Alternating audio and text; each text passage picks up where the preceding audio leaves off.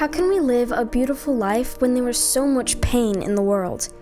Sometimes it feels impossible, especially for a high school student like me. I'm Paige Olsen, and I decided to find out what it really takes to live a beautiful life, even when the world feels uncertain and overwhelming. Meet Ron Mortensen. He is 90 years old, and despite experiencing his share of pain, he's managed to build and live a beautiful life. Ron was born August 14th, 1934, in Brigham City, Utah. Just 5 days before he was born, his father passed away from illness. His mother was left to raise Ron and his older brother Gary on her own. I was about maybe 4 or 5 years old. I decided I wanted to run away from home. So I got my little red wagon and put in whatever I could find, and my mother said, "Ron, wait a minute, you might need your coat." So she brought me a coat, and I took a couple of steps down the sidewalk and thought a minute, I really don't want to run away from home. So I returned, said, "Thanks, Mother, but I'm going to stay home." And she was so happy, she gave me a big hug.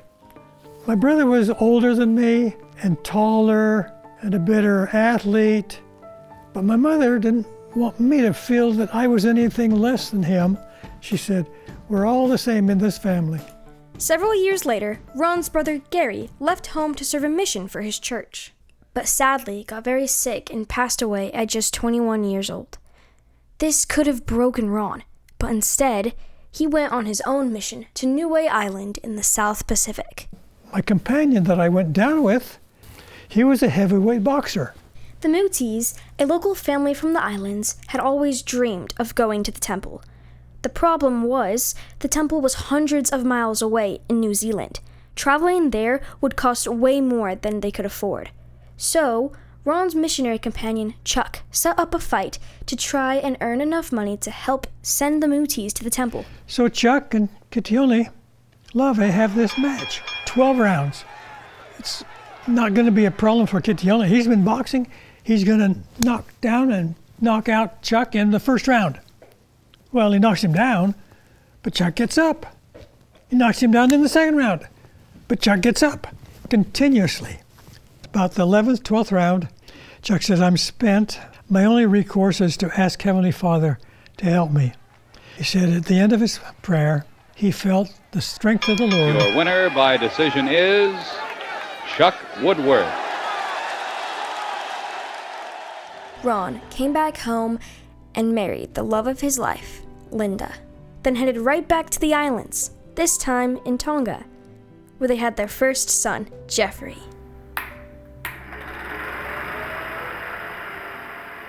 Everything was wonderful. All of a sudden, we noticed Jeffrey was losing his balance.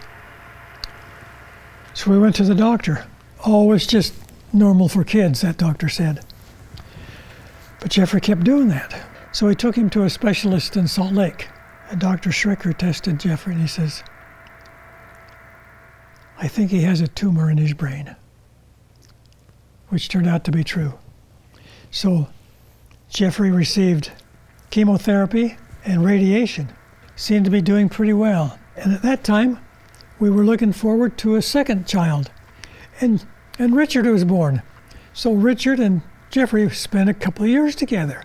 They were buddies. Jeffrey got sick again at 4.5 years. We took him back to the hospital. He had a very hard time dying. He couldn't die and he couldn't live.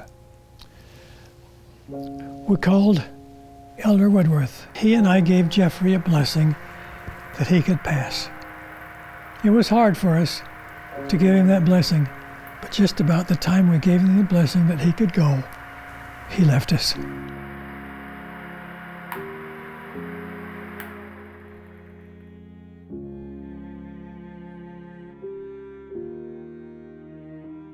Our prayer was answered, that he could live in peace and not suffer.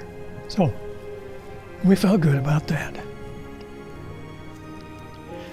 And since, we've been blessed with 4 more sons and 2 beautiful daughters.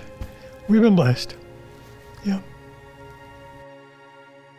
After raising his family, Ron would face another big trial in his 60s, cancer. In every waiting room, the whole family just were on their knees. They were just praying so hard for their dad and the doctors. Yeah, it was just really devastating for everybody to think that might lose their daddy. Ron kept fighting, and after many miracles, was able to beat it. We have to stick with it. We have to stick with our faith, our beliefs, stick with trying to be the best people we can be. How did I, a high school student named Paige Olsen, discover Ron Mortensen's story? Because this amazing man isn't just a stranger who touched my life. He's my grandpa, my hero. There's a great future ahead of me. I don't see I'm going to leave this life soon. I think I'm going to be around for a few more years. The Lord has blessed us with plenty. I'm happy to be who I am. I wouldn't want to be anybody else.